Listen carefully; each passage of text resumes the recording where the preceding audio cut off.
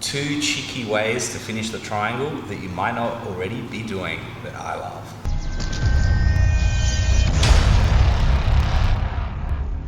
If you guys love these videos, don't forget to hit the subscribe button below. Hey guys, finishing triangles. I love triangles. I hate getting caught in triangles, and when I get caught in one, I try to escape, just like everyone does when I catch them in a triangle. So having a myriad of options that we can go for in our triangle finish arsenal is super duper important. Let's have a look at 2 that aren't very common, especially the second one that I personally have to use all the time, especially if they're good. You know, if you're a purple belt or something, you can finish people with a normal triangle. But what I found was if a guy's a good black belt, the normal triangle finish is heaps hard to get. Even when it should work, it doesn't always work, especially if he's a real strong guy. So if I've got my partner here in a triangle, I'm going to show you 2 things that I like to do. So I've got a perfect triangle, and I could make a million videos on how to make a perfect triangle, but you can watch others. I've got a perfect triangle, here I am. For some reason, Reese is nearly slipping out the back door. So Reese is starting to get his head and his arm out. See how he's slowly getting out? So the worst thing I can try to do now is try to finish the triangle choke. So when you feel that happening, because as long as you're squeezing everything tight, this will be a slow process. As soon as you feel that shoulder is out, you're going to squeeze his head as hard as you can here and just go for the plain armbar. But when you go for this armbar, you still want to tilt it this way. But if you just do a normal triangle armbar, where you just get posture, Reese, for me, this is a different armbar where you have to rotate it all the way and then hip up. The problem with this one sometimes, if you're not tall enough, you can't finish them and you're up on your head and you just don't have enough pressure to really break an arm. Maybe tap, but not break. So if I'm here and I've got my great triangle and he's slipping out, the first thing I do is squeeze my knees together like crazy. And now I simply turn his hand and just pump the hips, because this is going to keep him from wanting to pull out and pass my guard. So if I just do a half armbar here, I'm not armbarring him, he's not going to tap. But if I say, Reese, now pull your arm out, right? He'll get to a point where he'll say, no, I don't want to pull out. As he feels his elbow go down towards my hip, he'll feel the pressure. So like if you ask Reese, like you don't need to tap now, but start trying to pull out. Start trying to pull out. Is your arm getting tighter or looser? Tighter, right? So handy one, if he's sneaking out, squeeze your knees, armbar that guy.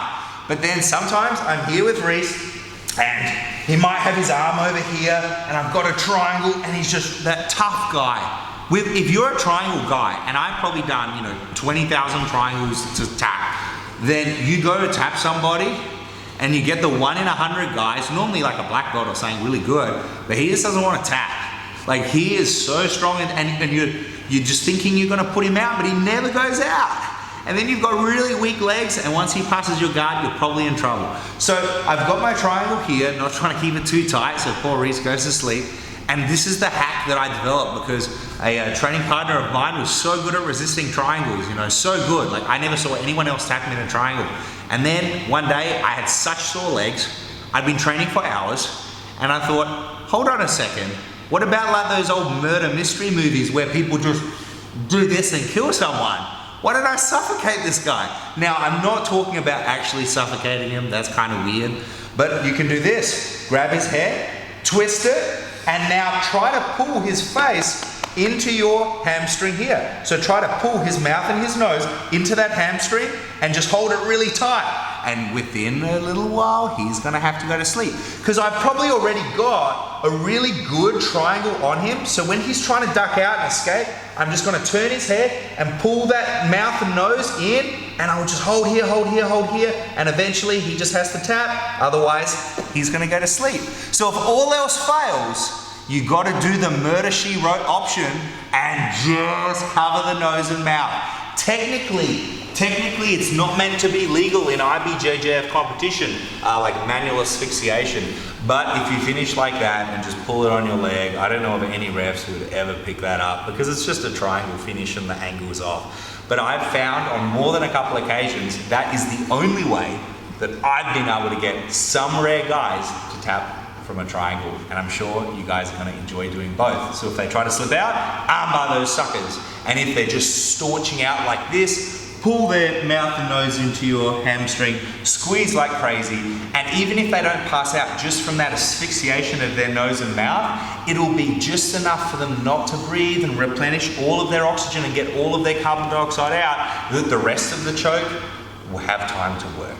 Enjoy, use them, have fun. I'll see you next time. Thanks for watching the video, guys. For more videos, click here. To subscribe to this channel to get all of our awesome videos, click here. And if you'd like to have our hour-long series for free on footlocks and how to defend footlocks and leg attacks of all kinds, please click here. I'm Coach Tom, guys. I'll see you next time.